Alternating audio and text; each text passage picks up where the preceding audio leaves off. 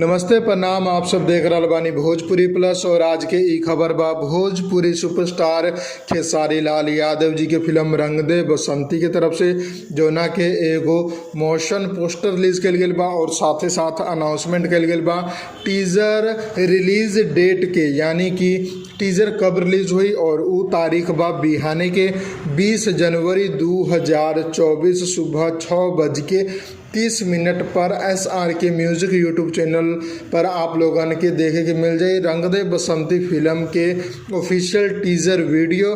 और ओकरा बाद बहुत जल्द आप लोगन के बीच में ट्रेलर भी आई। उम्मीद बा कि फिल्म आप लोगन के होली तक सिनेमा हॉल में देखे के मिल जाए, काहे से कि अभी अच्छा खासा टाइम बा ओकरा में रिलीज होके में। बाकी ई टीजर से पहले एकर एगो गाना भी रिलीज हो चुकल बा, हनुमान जी की जय, श्री राम जी की जय, वो आप लोग देख ले हम SRK म्यूजिक वर्ल्ड पर।